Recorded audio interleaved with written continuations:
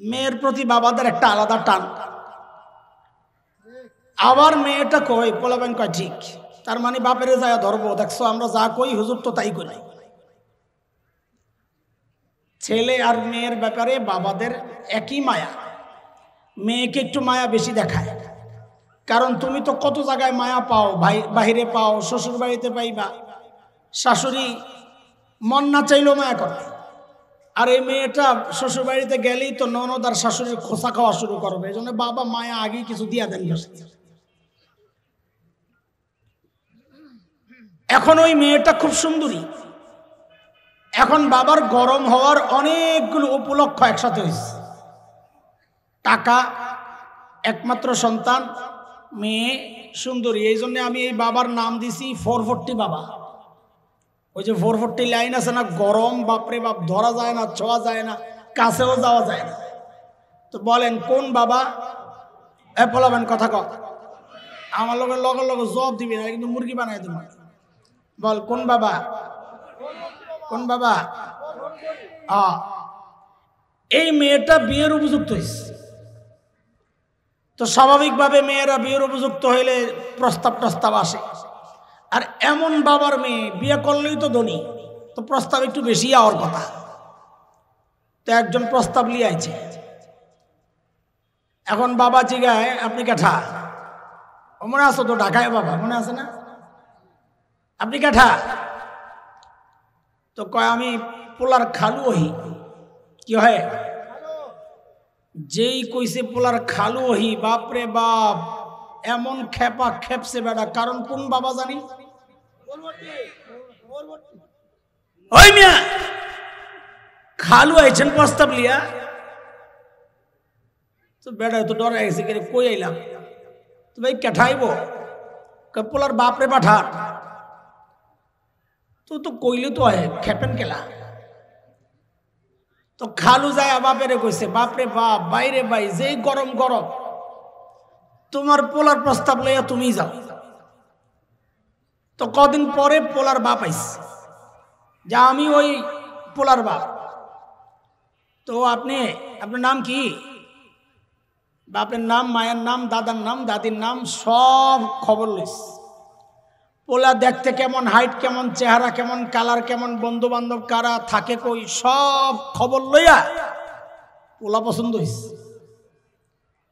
এখন পোলা যে পছন্দ হয়েছে, আপনি বলেন এই মেয়েরকে যদি বাবা বিয়ে দিতে চায়, তো এই মেয়েকে বিদায় করার ক্ষেত্রে বাবা কি করবে? শাড়ি কিনবে, দামিটা দিবে না কম দামি? জোরে কন। কেন? কারণ বাবার টাকার অভাব নাই, খরচরও এই মেয়ে ছাড়া আর জায়গা নাই। তো শাড়ি দেয় তো দামিটা, গয়না দেয় তো সেরাটা, প্রসাদনী দেয় তো সেরাটা, সব সেরা সেরা জিনিস দিয়া সাজায়া এই বাবা এই মেয়েকে বিদায় দেওয়ার কথা, তাই কিনা? বলেন বলেন, এটা বুঝছেন? এই কথা বুঝছেন? এই উদাহরণ বুঝছেন? চলেন নবী চিনি। একজন বাবা তার মেয়েকে যতটা ভালোবাসেন, আল্লাহ সুবহানাহু ওয়া তাআলা তার প্রিয় হাবিব সাল্লাল্লাহু আলাইহি ওয়াসাল্লামকে তার চেয়ে 1000 কোটি গুণ বেশি ভালোবাসেন। যেহেতু ভালোবাসেন, এই জন্য আল্লাহ আমার নবীকে দুনিয়ায় পাঠানোর ক্ষেত্রে সব সেরা সেরা জিনিস দিয়া সাজায় আমার নবীকে দুনিয়ায় বিদায় করেছেন। বিদায় করার আগে আল্লাহর সিদ্ধান্ত, ওই যে প্রস্তাব, কার প্রস্তাব দেওয়া লাগবে? খালু মালু চলবো না, কার? কার? বাপের। আল্লাহরও সিদ্ধান্ত, আমি আমার নবীকে ফ্রিতে দুনিয়ায় দিব না, আমার কাছ থেকে চায়া নিতে হবে প্রস্তাব দিয়া। তো বলে প্রস্তাব কে দিবে? বলে খালু মালু চলবো না। কার দেওয়া লাগবে? কার? বাবাকে। কথা কয় না। আমার নবীর বাবাকে। সাইনবোর্ড পাল্টাইছেন, এমনও ঠিক মতন কইতে পারেন না, তো সাইনবোর্ড পাল্টাইছেন কি জন্যে? কে? মিল্লাতা আবিকুম ইব্রাহিম হুয়া সাম্মাকুমুল মুসলিমিন।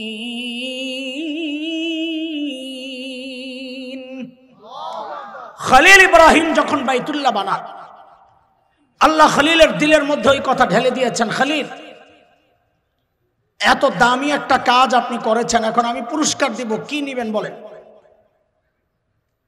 খলিল চিন্তা করলেন, সারা জিন্দগি চায়া চায়া চায়া চায়া পাইলাম জমজম ওয়ালা ইসমাইল। কাকে পাইছেন?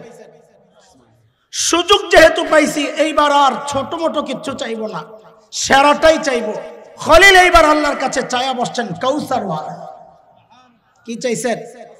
দেখেন, আমি আমার কথাগুলো কোরআন থেকেই বলবো, বাকি কথাটা আগে বুঝায়া তারপরে আয়াত ফিট করবো আর কি, ধরন আমার। তো খলিল হাত উঠাইছেন, আল্লাহর কাছে চাইতেছেন, রব্বানা ওয়াবাস ফীহিম রাসূলাম মিনহুম ইয়াতলু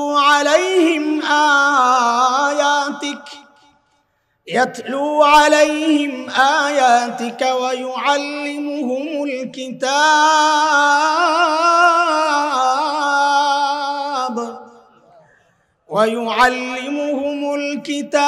ওয়াল হিকমাতা ওয়া ইউযাক্কিহিম ইন্নাকা আনতাল আজিজুল হাকীম। প্রস্তাব পাঠাইলেন খলিলুল্লাহ। বলেন আমার সাথে জোরে কন, কি হয়েছে তোমাদের? মাঝখানেটা আওয়াজ কম, এই দুই পাশে আবার কাইতেব। হ্যাঁ, মাঝখানেটা আওয়াজ কি না, এটা নাকি এটা আছে? তো কিরে ভাই, হ্যালো, দেখছেন? আপনারা দেখেন, ইন্নাল্লাযীনা ক্বালু রাব্বুনাল্লাহু সুম্মা ইসতাকামু তাতানাজ্জালু আলাইহিমুল মালাইকা।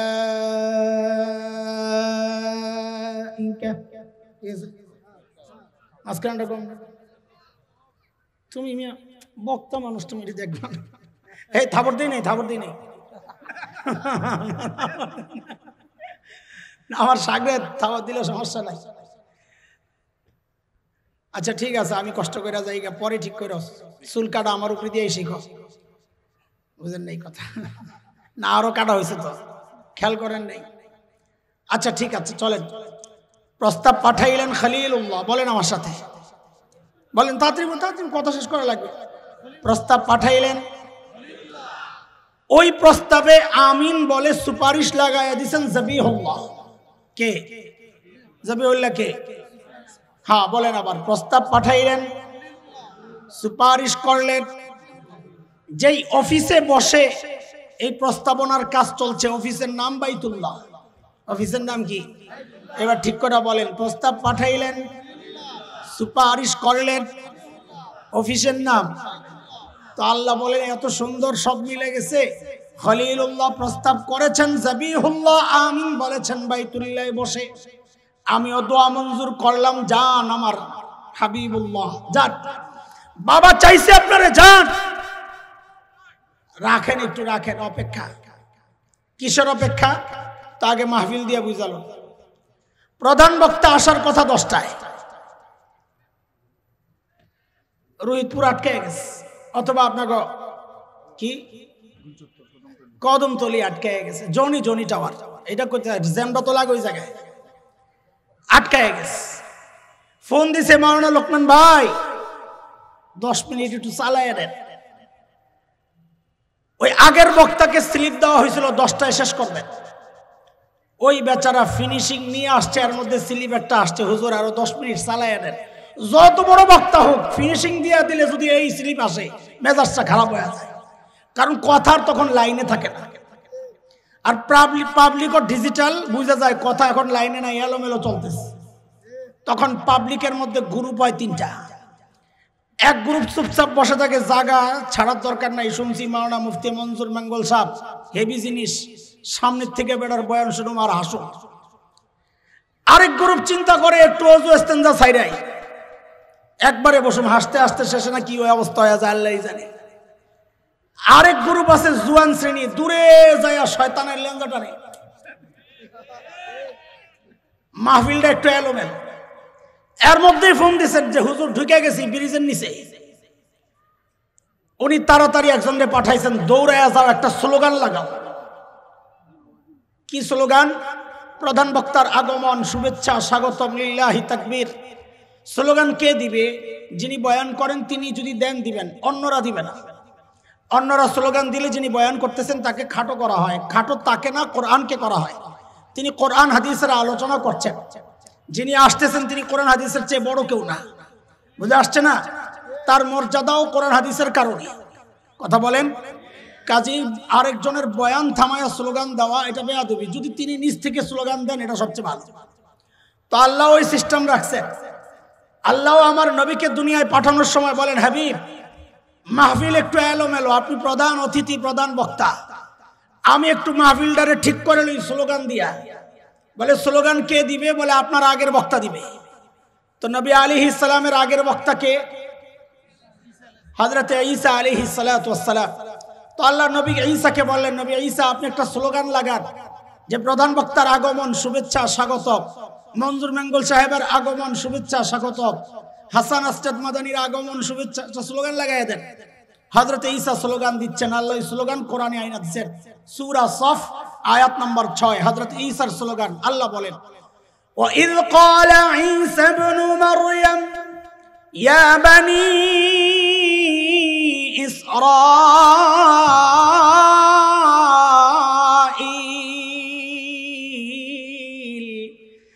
إِنِّي رَسُولُ اللَّهِ إِلَيْكُمْ مُصَدِّقًا لِمَا بَيْنَ يَدَيَّ مِنَ التَّوْرَاةِ وَمُبَشِّرًا بِرَسُولٍ يأتي من بعد اسمه আহমদ।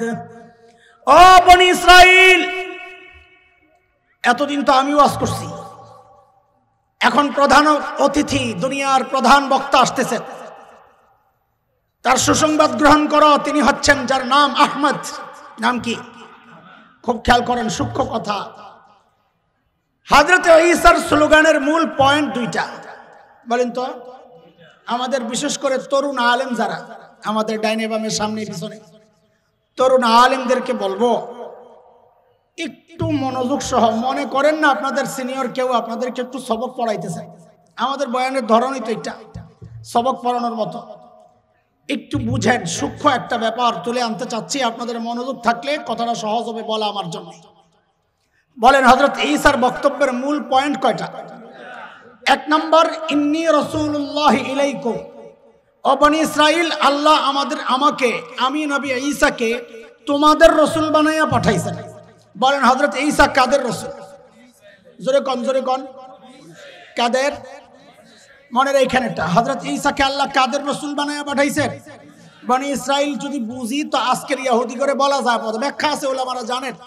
আমরা আপাতত বলি বনি ইসরাইল মানে আজকের ইহুদিরা। হযরত ঈসার 2 নম্বর স্লোগান ছিল যে আমি যার সুসংবাদ শোনাচ্ছি তার নাম হবে আহমদ, তিনি আমার পরেই আসতেছেন। দেখেন, আমি আমার নবীর এই সুন্দর নাম নিয়ে কথা বলবো না, আমার সময় চলে যাবে। আল্লাহ তাআলা আমার নবীকে যা দিছেন সব সেরা সেরা জিনিস দিছেন। নাম দিছেন তো 2টা সেরা নাম। আমার নবীর এক নাম আহমদ, এক নাম মুহাম্মদ সাল্লাল্লাহু আলাইহি ওয়াসাল্লাম। মুহাম্মদ মানে সবচেয়ে বেশি প্রশংসিত, আহমদ মানে সবচেয়ে বেশি প্রশংসাকারী। এত সুন্দর নাম আল্লাহ ইতিপূর্বে আর কাউকে দেন নাই। আমি এই নামে ঢুকলে আমি হারায়া যাবো, এই জন্য আমি ঢুকছি না। আমার নবীকে আল্লাহ যা দিছেন, কিতাব দিছেন তো সেরা, উম্মত দিছেন তো সেরা, বন্ধু দিছেন তো সেরা, জায়গা যেখানে পাঠাইছেন তো সেরা, দিন দিছেন তো সেরা, আরে চেহারা দিছেন তো সেরা, চোখ দিছেন তো সেরা, দাঁত দিছেন তো সেরা, হাসি দিছেন তো সেরা, আরে এমনকি থুতু দিছেন তো সেরা, আরে এমনকি ঘাম দিছেন তো সেরা। আমার আপনার ঘামের দুর্গন্ধে ধারে কাছে কেউ বসতে পারে না। আর আমার নবীর ঘাম সাহাবায়ে কেরাম বোতলে সংগ্রহ করতেন। কেন? অনুষ্ঠানে লাগায়া দিতেন, গোটা অনুষ্ঠানটা সুঘ্রাণে মুমু করত। তো বলেন, আমার নবীকে আল্লাহ যা দিছেন তো সব সব, আবার বলেন সব। কিন্তু পেশ লাগবে একটা। ওই যে বাবা, কোন বাবা? আমার কাছে বসে মার খাওয়ার লেগে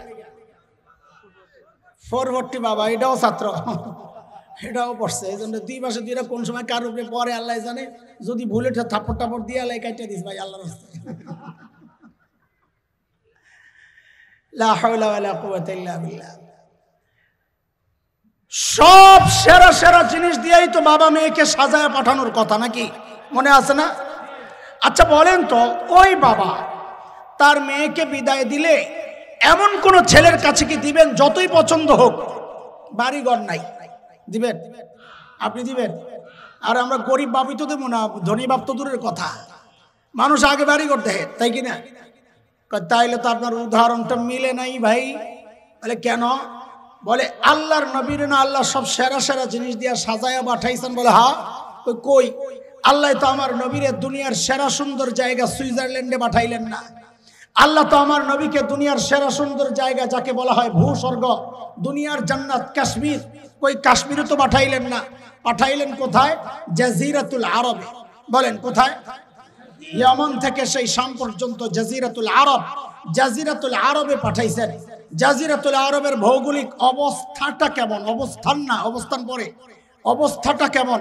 খলিল ইব্রাহিম আলাইহিস সালাতু ওয়াস সালামের জবানে আসছে, সূরা ইব্রাহিমে আসছে, ওয়াদিন গায়রি জি যারা, বৃক্ষলতাহীন জলশূন্য বালুকাময় জায়গা, খাওয়া নাই, পানি নাই, ফল নাই, ফসল নাই, গাছ গাছালি নাই, অনুর্বর একটা মরুপ্রান্তর, পাহাড় তাও পাথর, সব এইরকম একটা অস্বাস্থ্যকর অনুর্বর জায়গায় আল্লাহ আমার নবীকে কেন পাঠাইলেন? কেন দুনিয়ার সেরা সুন্দর জায়গায় পাঠাইলেন না?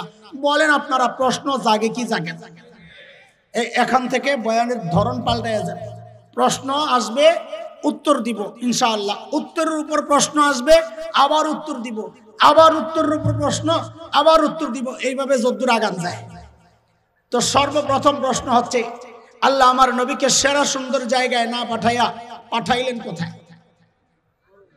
না না, আমি শব্দ যেটা বলছি ওটা বলেন, জাজিরাতুল আরব। বলেন সবাই, শব্দটার সাথে একটু পরিচিত হন, কারণ এই শব্দ হাদিসের শব্দ। এই শব্দের সাথে আমাদের একটা চেতনার শব্দ যুক্ত আছে, এটা আমাদের একটা চেতনা যুক্ত আছে, আমাদের একটা মিশন যুক্ত আছে এই শব্দের সাথে ইনশাআল্লাহ। বলেন শব্দটার নাম কি? আগে তো অবস্থা শুনাইছি, পরিবেশ কেমন ছিল। এইবার বুঝেন অবস্থান। কেন আল্লাহ আমার নবীকে জাজিরাতুল আরবে পাঠাইলেন? বলে জাজিরাতুল আরবের অবস্থানটা একটু বুঝেন। জাজিরাতুল আরবের তিন দিকে পানি, পারস্য উপসাগর, ওমান উপসাগর, আরব উপসাগর, ভারত মহাসাগর, পশ্চিমে লোহিত সাগর, তিন দিক দিয়ে পানি ঘেরাও করা।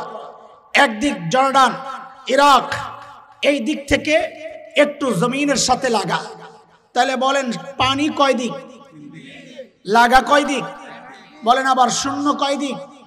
তিন দিক। মানে শূন্য মানে পানি আর কি, মাটি নাই। শূন্য কয় দিক? জমিনের সাথে লাগা কয় দিক? ঠিক মানব দেহের মধ্যে মানুষের যে হার্ট আছে, হার্টের যে অবস্থা, তিন দিক শূন্য, একদিক লাগা। ঠিক জাজিরাতুল আরবের অবস্থান ভূমির মধ্যে বিশ্ব মানচিত্র খুলে দেখবেন ঝুলে আছে যেন। এই জন্য ভূবিজ্ঞানীরা জাজিরাতুল আরবের নাম দিয়েছেন জিওগ্রাফিক হার্ট। এটা বিশ্ব মানচিত্রের হার্ট। বলেন আল্লাহ আমার নবীকে কই পাঠাইছেন? আচ্ছা, এতক্ষণ জাজিরাতুল আরব কইছেন, এখন আপাতত এটারে বাদ দিয়ে আলান, এখন বলবেন হার্টে। বলেন, আবার জিজ্ঞেস করি, ঠিক করে বলেন, আল্লাহ আমার নবীকে কই পাঠাইছেন? কোথায়? কোথায়? পৃথিবীর হার্টে। এটা মাথায় রাখেন, এখন শুধু বলেন হার্টে, তাহলে কথা ছোট্ট হবে। বলেন কোথায় পাঠাইছেন? প্রশ্ন, হার্টে কেন পাঠাইলেন? ওই যে বলেছি, উত্তরের উপর প্রশ্ন, প্রশ্নের উপর উত্তর, আবার উত্তরের উপর প্রশ্ন। চলে, হার্টে কেন পাঠাইলেন? হার্টে কেন পাঠাইলেন এটা বুঝার আগে একটা বিষয় আগে মাথায় ঢুকান। এটা সেভ করে রাখেন এক সাইড দিয়ে, একটা ফোল্ডার বানায়া। সেটা হইল, আমার নবী দুনিয়ায় আসার আগ পর্যন্ত যত দার্শনিক দুনিয়ায় ছিল, গ্রিক দর্শন, রোমান, পারস্য, মিশরি, ইরাকি, এই প্রাচীন দর্শনের যত দার্শনিক ছিল, সমস্ত দার্শনিকের বক্তব্য ছিল মানুষকে নিয়ন্ত্রণ করে তার ব্রেন। কে? বলেন কে? সর্বপ্রথম আমার উম্মি নবী সাল্লাল্লাহু আলাইহি ওয়াসাল্লাম, তিনি সর্বপ্রথম ঘোষণা দিলেন যে না না না না, মানুষকে তার ব্রেন নিয়ন্ত্রণ করে না, মানুষকে নিয়ন্ত্রণ করে তার হার্ট। কে? কে? নবী ঘোষণা দিলেন, আলা ওয়া ইন্না ফিল জাসাদি মুদগাহ ইযা সালুহাত সালুহাল জাসাদু কুল্লুহু ওয়া ইযা ফাসাদাত ফাসাদাল জাসাদু কুল্লুহু আলা ওয়া হিয়াল কলব। হার্ট ঠিক তো বডি ঠিক, সোজা তর্জমা করলাম। এতদিন এই হাদিস দিয়া ওয়াজ করছেন পিসাবরা, কারা? আত্মশুদ্ধির মেহনত যারা করেন আমাদের সম্মানিত আমাদের সেই সমস্ত বুজুর্গরা। আমি তো আর পিসাব না, আমি মুরিদ সাহেব। আমি হাদিসে কাজে লাগাই আরেক জায়গায়। আল্লাহর নবী বলেন হার্ট ঠিক তো, হার্ট ঠিক তো সব ঠিক। এই কথাটা একটু পরে যাই, এর আগে একটা কথা মুখস্থ রাখেন, ওইটারও এক চিপা দিয়া বন্ধ রাখেন। আমার নবী ছিলেন একমাত্র বিশ্ব নবী। বলেন ভাই, এক মুহূর্তের জন্য মনোযোগ হারানো যাবে না। আমি খুব রিস্কি পয়েন্টে আছি, একটু মনোযোগ হারাইবেন সব হারাইলাম। চেইন কথা, একটা সাথে আরেকটা জোড়া লাগাই না। আমার নবী ছিলেন, না না আমি বিশ্ব নবী বলি নাই, শব্দ এদিকে ওদিকে হইলে আমি সব আউলে চলে যাব। একমাত্র বিশ্ব নবী। বলেন ঠিক করে বলেন। আমাদের নবী ছিলেন, আবার বলেন, আবার বলেন। একমাত্র বিশ্ব নবী কাকে বলে সে কথা আমি পরে আসতেছি ইনশাআল্লাহ। আগে বলেন শুধু আমাদের নবী কি ছিলেন। এইবার বুঝেন আল্লাহ আমার নবীকে হার্টে কেন পাঠাইছেন। আল্লাহ তাআলা যেন নবীকে বলছেন, নবী আপনি তো একমাত্র বিশ্ব নবী, সারা দুনিয়ার জন্য আপনাকে পাঠানো হয়েছে। সারা দুনিয়ায় এই অল্প সময়ে দিন প্রচার আপনার জন্য কষ্টের হবে। আপনি তো মানুষ, মানবীয় গুণ দিয়েই তো আপনাকে আমি তৈরি করেছি। এই জন্য আপনি এক কাজ করেন, আপনি জাজিরাতুল আরবে যান, হার্টে যায় মেহনত করেন। দুনিয়ার হার্টে মেহনত করলে হার্ট ঠিক হয়ে গেলে সারা দুনিয়ার বডি আমি ঠিক করে দেব। এর এক চরম বাস্তবতা হচ্ছে আজকে ওই হার্টের মুসলমান, বিশেষ করে শাসক শ্রেণী আরবের, ওদের ঈমান আকীদায় পচন ধরেছে। ফলাফল সারা দুনিয়ার বডির মুসলমান মার খেতেছে। আমি চ্যালেঞ্জ করে বলছি, এখনো যদি হার্টের মুসলমান ঠিক হয়ে যায়, সারা দুনিয়ার বডি ঠিক হয়ে যাবে। খালি ইসরায়েল কেন, ইসরায়েল লাফায় যেই খোটার জুড়ে, সেই আমেরিকা মুসলমানের পায়ে পড়তে বাধ্য হবে। বলেন আল্লাহ আমার নবীকে কি বানাইছেন? একমাত্র বিশ্ব নবী পাঠাইছেন কোথায়? কোথায়? এটার দুটা উদাহরণ শোনেন তাইলে আরো বুঝবেন। খেয়াল করেন, ধরেন এই বিশাল মাঠটা একটা পুকুর, আপনি পুকুরের ঠিক মাঝখানে একটা ঢিল ফেলাইছেন, তাহলে ঢেউটা সমান তালে চারদিকে ছড়াবে, তাই না? কিন্তু যদি এক পাশে মারেন, ঢেউটা একদিকে দ্রুততার সাথে আশ্রে পড়বে শক্তিশালী ভাবে, আরেক দিকে যেতে যেতে সময় লাগবে, দেরি হবে, দুর্বল হয়ে যাবে। আমার নবী যেহেতু একমাত্র বিশ্ব নবী, এই জন্য আল্লাহ সারা দুনিয়ার পয়েন্ট একদম 0 পয়েন্ট হার্টে পাঠাইছেন। কেন? যেন হেদায়েতের নূর সমান তালে চারদিকে ছড়ায়া যায়। কেমনি কি আজান হইতেছে যে 7:30 পর্যন্ত চলবে। ওই যে আজান হইতেছে একটা দূরে, সমস্যা নাই তো? আচ্ছা ঠিক আছে, ঠিক আছে। নামাজ 8:15টায়? এই সর্বনাশ, আমি তো খুশি হয়েছিলাম। আচ্ছা খেয়াল করেন, একটা উদাহরণ শোনেন তাহলে আরো বুঝবেন। আব্দুল গফফার রহমতুল্লাহ আলাইহির নাম মনে আছে?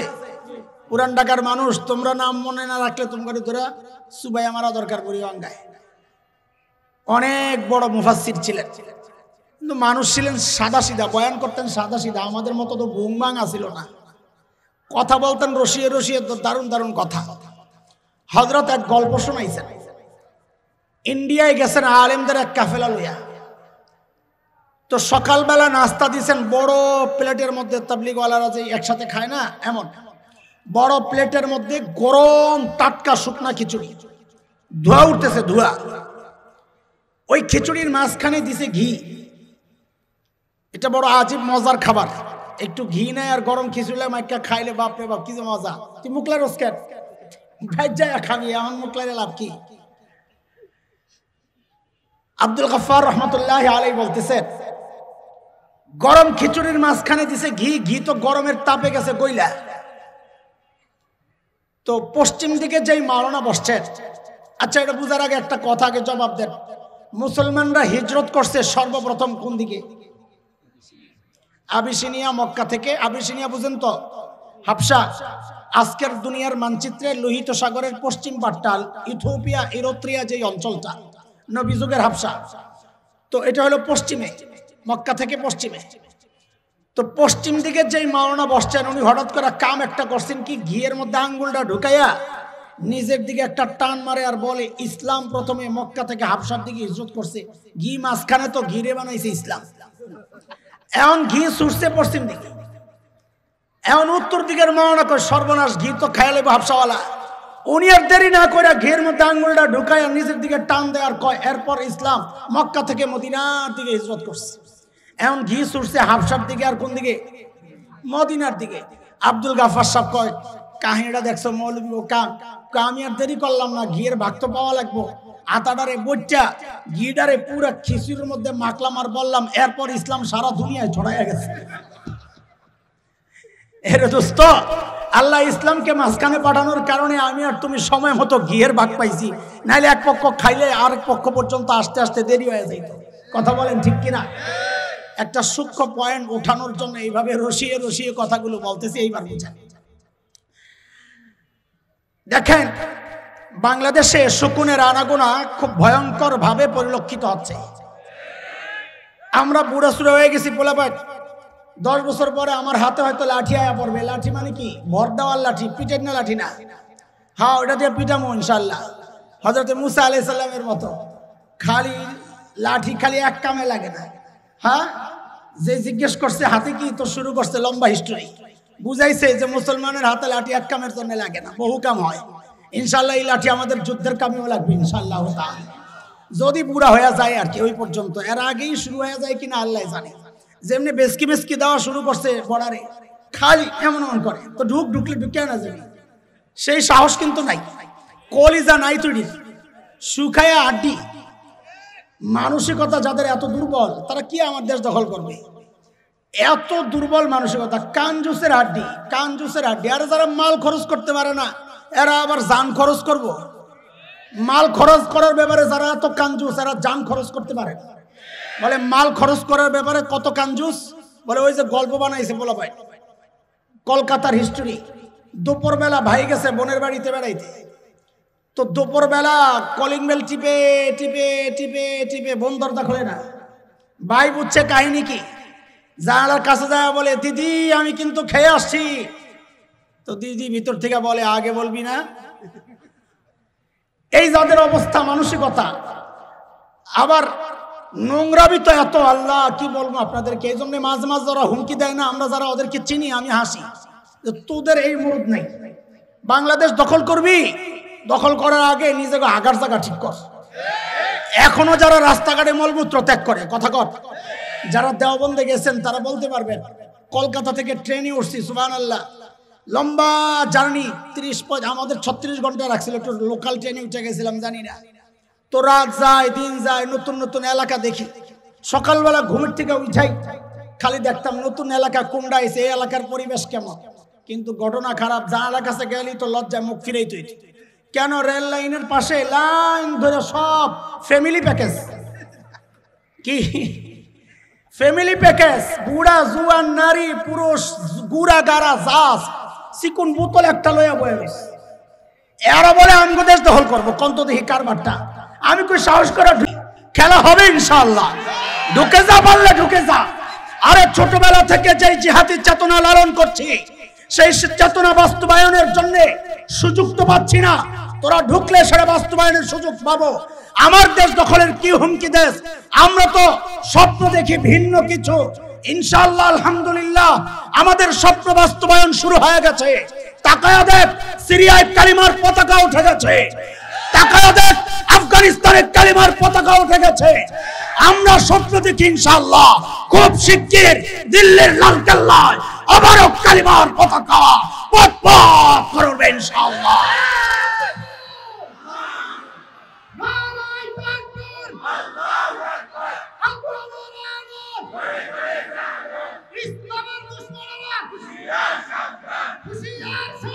মোহতারাম হাজরিন, কথা আরেকদিকে গেলে দেরি হয়ে যাব।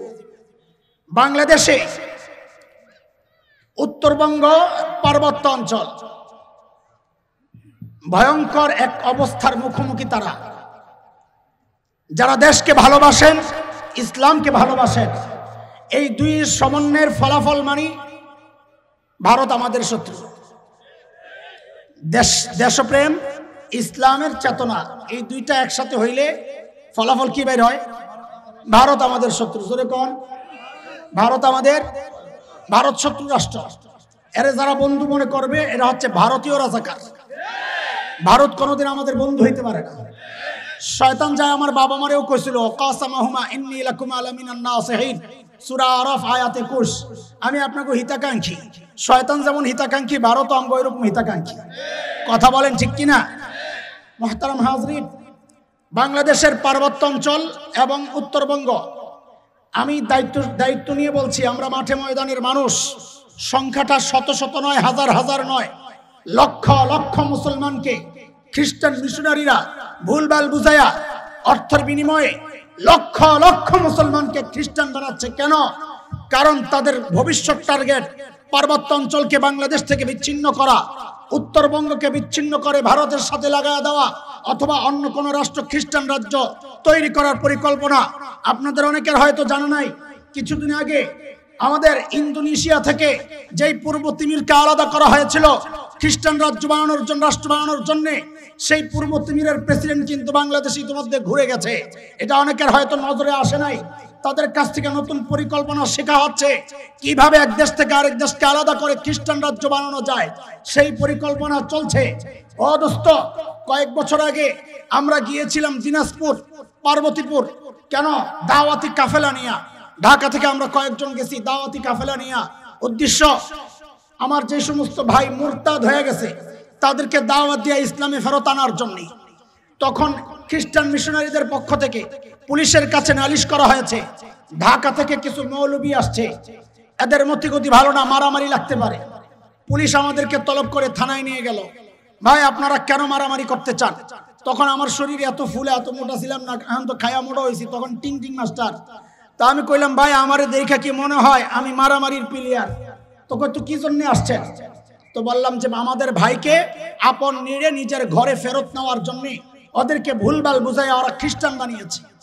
তখন পুলিশ আমাদেরকে একটা প্রশ্ন করেছে, হুজুর আচ্ছা বলেন তো, আমরা মুসলমান, ইসলামের দাওয়াত চলে সারা দুনিয়ায়, কই আমাদেরকে কেউ রোখে না, অথচ খ্রিস্টানরা বাংলাদেশে ওদের ধর্মের প্রচার করলে আমরা কেন রুখতে যাই? ভাই তুমি মাইক কি করবো আল্লাহ জানে, আমি আর পারতেছি না। আমার সামনের পুঁজি যা আছে, 2 মাহফিল রয়েছে, হ্যাঁ আমি কেমনি কি করবো আল্লাহ জানে। একদম আরো বন্ধ হয়ে গেছে, এখন তো আরো বন্ধ হয়ে গেছে। আল্লাহ, এই রাতের মাহফিলে দিবা মাইক আনছো তো ঝামেলা তো লাগবেই। কি মাহফিল হইলো, মাইক হইলো তো মিলবে, হিসাব তো মিলে না, কাম বেটার দোষ দিয়ে লাভ কি? মাইক ভালো না, আল্লাহ এই যে কত আওয়াজ হয়, ভালো না মানি? ইন্ডিয়ান মাইক কিরে, বোস নাকি, বোস কোম্পানি? দেখতো, লা হাওলা ওয়ালা কুওয়াতা ইল্লা বিল্লাহ। আচ্ছা ঠিক আছে, কথা বলাই তো কঠিন। এই খেয়াল করেন, পুলিশ আমাদেরকে জিজ্ঞেস করলো, আচ্ছা হুজুর সারা দুনিয়ায় ইসলামের প্রচার চলে, কেউ আমাদেরকে আটকায় না, তো খ্রিস্টানরা বাংলাদেশে ওদের ধর্মের প্রচার করলে আমরা কেন বিরোধিতা করি? যার যার ধর্মের প্রচার সে করবে। কথাটা কত সুন্দর না? কথা তো সুন্দর। সাপের মাথা দেখছেন? সাপের মাথা দেখছেন? ভালো করে দেখছেন? একদিন দাঁত পাত খিচ্চা, আমি তো ডরে দেখেন না, একটু দেখে মুখ ফিরে এলাম, দাঁত পাত খিচ্চা, ভালো করে তাকায় দেখেন কি সুন্দর ডিজাইন। কিন্তু দোস্ত সব সুন্দর সুন্দর না, কিছু সুন্দরের ভিতরে বিষও থাকে। কথা ঠিক কিনা বলেন? আপনারা শুনতেছেন আমার কথা? শুনতেছেন? আচ্ছা ঠিক আছে, কোন রকম কাম সারি। পুলিশের কথাটাও ভয়ঙ্কর সুন্দর, কিন্তু এই সুন্দরের ভিতরে বিষ। কেন মুসলমান সারা দুনিয়া ইসলামের প্রচার করতে পারবে, কেন খ্রিস্টান সহ অন্য কোনো ধর্মের প্রচার বাংলাদেশে চলতে পারে না? এইটা একটু বুঝবেন আজকে। এইটা বোঝানোর জন্যই এই লম্বা ভূমিকা সাজাইছে। বলেন, এর আগে আমাদের নবী কি ছিলেন? বলেন তো, বলেন তো, সবাই বলেন। একমাত্র বিশ্বনবী মানে কি বলেছিলাম, সামনে বলবো ইনশাআল্লাহ। এই যে আমার শোনেন, 3টা অর্থ। একমাত্র বিশ্বনবীর অর্থ কয়টা? বলেন বলেন, মুখস্থ করেন, কয়টা? 1 নম্বর, আমার নবী দুনিয়ায় আসার আগ পর্যন্ত আল্লাহ যত নবী দুনিয়ায় পাঠিয়েছেন সমস্ত নবীর টাইম ছিল ফিক্সড, যে এই সময় থেকে এই সময় পর্যন্ত আপনার নবুয়ত, এরপরে আপনার নবুয়ত শেষ।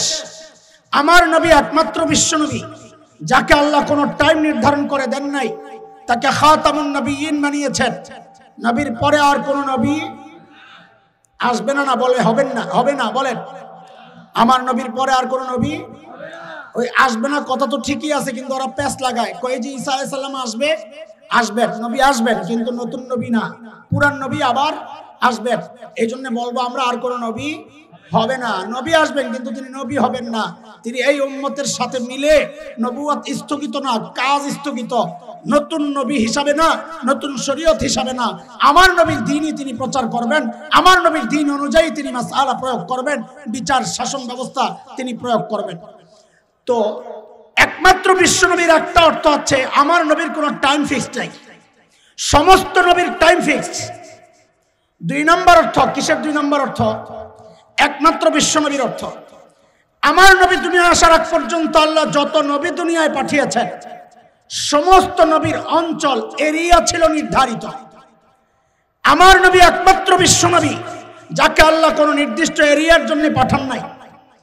হযরত ঈসার বক্তব্য আসছে আজকের বিকৃত বাইবেলের মধ্যে আছে, তিনি বলেছেন আল্লাহ আমাকে ফিলিস্তিনের একটা নির্দিষ্ট অঞ্চল, ধরে নিলাম আজকের ইসরায়েল, ওই জায়গার জন্য আল্লাহ আমাকে নবুয়ত দিয়ে পাঠাইছেন। আর আমার নবীকে আল্লাহ বলেছেন ওমা আরসালনাকা ইল্লা রাহমাতাল লিল আলামিন, আপনি গোটা জাহানের জন্য রহমত। আমার নবীর নবুয়ত গোটা জাহানের জন্য। তিন নম্বর অর্থ আমার নবী দুনিয়ায় আসার আগ পর্যন্ত আল্লাহ যত নবী দুনিয়ায় পাঠিয়েছেন সমস্ত নবীর কওম ছিল নির্ধারিত। প্রমাণ ওই যে পেছনে প্রমাণ রেখে আসছি, হযরত ঈসা বলেছেন ও বনি ইসরাইল, আল্লাহ আমাকে তোমাদের রাসূল বানায়া পাঠাইছেন। হযরত ঈসা শুধু বনি ইসরাইলের নবী, আর আমার নবী সম্পর্কে আল্লাহ বলেছেন ওমা আরসালনাকা ইল্লা কাফাতাল লিন-নাস, আমি আপনাকে গোটা জাহানের যত ধর্ম আছে, হিন্দু, বৌদ্ধ, খ্রিস্টান, মগ, মুরাং, গারো, চাকমা, কুকি, সাঁওতাল, টিপরা সহ সব জাতির নবুয়ত দিয়া পাঠাইছি। আল্লাহু আকবার, আল্লাহু আকবার।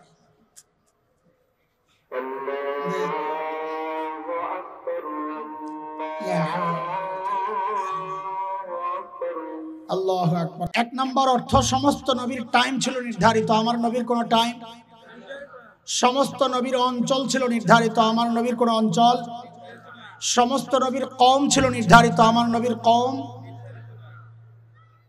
এবার বুঝেন খ্রিস্টানরা বাংলাদেশে তাদের ধর্মের প্রচার কেন করতে পারবে না, এটা বুঝার আগে একটা উদাহরণ বুঝেন।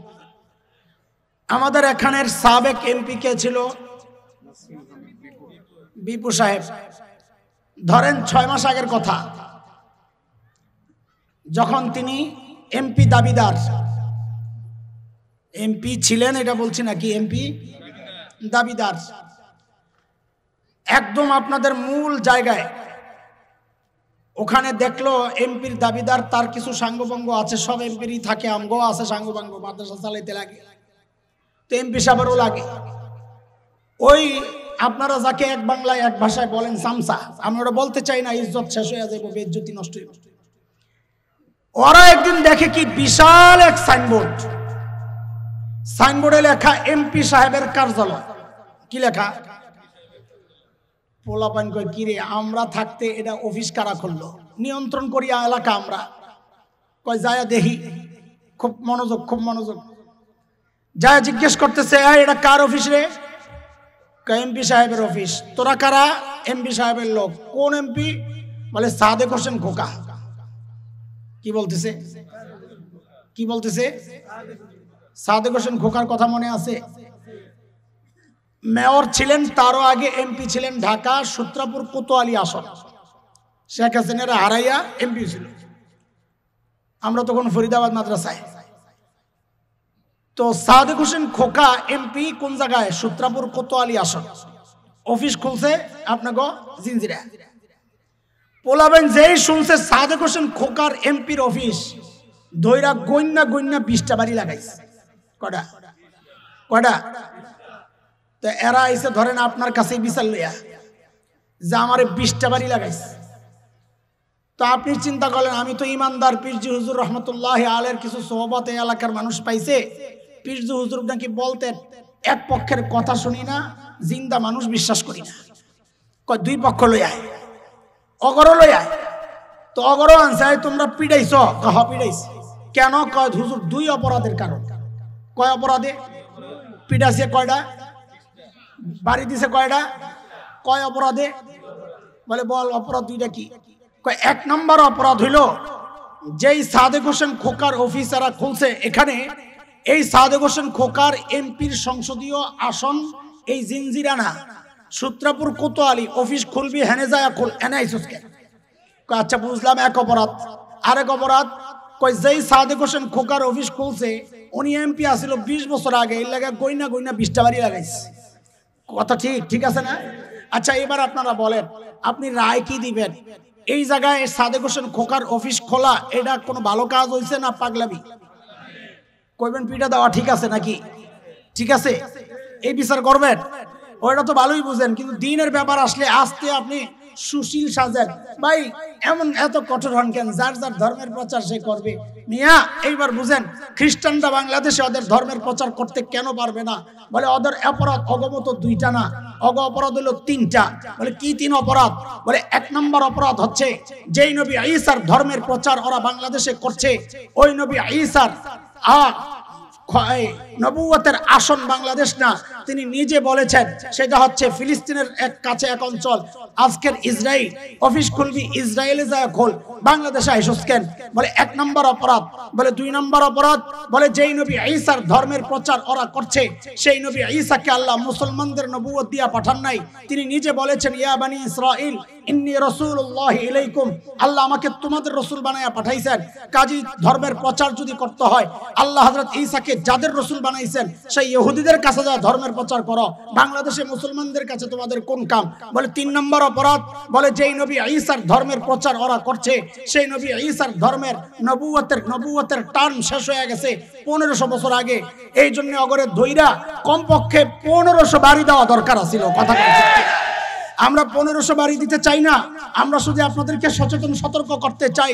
দোস্ত এক ভয়ঙ্কর বিষ ফোড়া বাংলাদেশে ভাসমান হচ্ছে, আস্তে আস্তে তারা তাদের শেকড় গজাচ্ছে, নিজেদের আস্থার লোকদেরকে দিয়ে রাষ্ট্র পরিচালনার পরিকল্পনার অংশ আজকে এনজিও দিয়া সারা বাংলাদেশ নিয়ন্ত্রণ করার যে পরিকল্পনা, এটাকে এত হালকাভাবে নেওয়ার কিচ্ছু নাই। এগুলার সবগুলার গোড়া এক, তাদের আনাগোনাও বেড়ে গেছে, বেড়ে গেছে। এই প্রক্রিয়ায় যে সমস্ত রাষ্ট্রগুলো স্বাধীন হয়েছে সেই রাষ্ট্রের প্রেসিডেন্টদের বাংলাদেশ ভিজিট করা এটা কোনো স্বাভাবিক ব্যাপার না। বাংলাদেশ দখল অথবা মানচিত্র টুকরার যে পায়তারা চলছে, এখন থেকে যদি সজাগ না হন, আমরা চিল্লাই চিৎকার চেঁচামেচি করি 20 বছর আগের থেকে, 20 বছর পরে যাই আপনাকে মাথায় কানে দিয়ে পানি ঢুকে। এজন্য আগেই পানি ঢুকান, আগেই তেল দেন, নাইলে কিন্তু সময় মতো পিঠা খাওয়া ছাড়া কোনো উপায় হবে না। পূর্ব তিমুরের মুসলমানদেরকে যেভাবে টুকরা টুকরা করা হয়েছে, এই টুকরা টুকরার দৃশ্য আমাকেও দেখতে হবে। ওদের মা বোনরা যেভাবে ধর্ষিতা হয়েছে, আমার আপনার মা বোনকেও সেই রকম ভয়ঙ্কর পরিবেশের মুখোমুখি হতে লাগতে পারে। তবে হয়তো তাদের দুর্ভাগ্য, পূর্ব তিমুর ওরা শাইখুল হিন্দের কোন রুহানি সন্তান লালন করে না। বাংলাদেশে শাইখুল হিন্দের রুহানি সন্তানরা আজও বেঁচে আছে। এই ভুল যদি তারা করে ফেলে, তাদেরকে বলি একটু আমাদের ইতিহাসটা পড়া তারপরে এই পরিকল্পনা সাজায়, নাইলে মনে রাখো আমাদের একটা ঐতিহ্য ইতিহাস আছে। ওলামায়ে দেওবন্দের রক্ত যখন এই উপমহাদেশের জমিন স্পর্শ করেছে, ব্রিটিশ লাল কুত্তারা পালাতে বাধ্য হয়েছিল। ওলামায়ে দেওবন্দের রক্ত যখন আফগানিস্তানের জমিন স্পর্শ করেছে, রাশিয়ার শেষ ভল্লুকেরা পালাতে বাধ্য হয়েছে। ওলামায়ে দেওবন্দের রক্ত যখন তালেবানের শরীর হয়ে আবারও আফগানিস্তানের জমিন স্পর্শ করেছে, আমেরিকা নেটো কুত্তারা লেজ গুটায়া পালাতে বাধ্য হয়েছে। আল্লাহর কসম, আমার মানচিত্র দখলের চিন্তা যদি কেউ করে, এদেশ থেকে ইসলাম নিশ্চিহ্ন করার চিন্তা যদি কেউ করে, যদি এই রক্ষায় আমার রক্ত যদি এই জমিন স্পর্শ করে, আল্লাহর কসম এই প্রজন্ম নতুন ইতিহাস তৈরি করবে। সেটা হচ্ছে আগে তারা পালাতে পেরেছিল, এইবার তাকে পালাতে দেওয়া হবে না, পালাতে দেওয়া হবে না।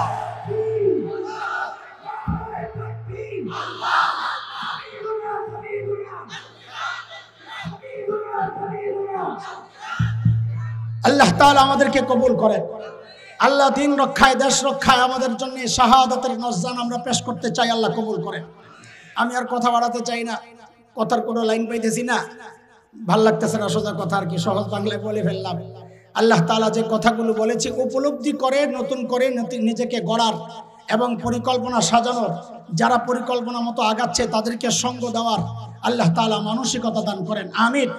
ওয়া আখিরু দাওয়ানা আলহামদুলিল্লাহি রাব্বিল আলামিন। আসসালামু আলাইকুম ওয়া রাহমাতুল্লাহ।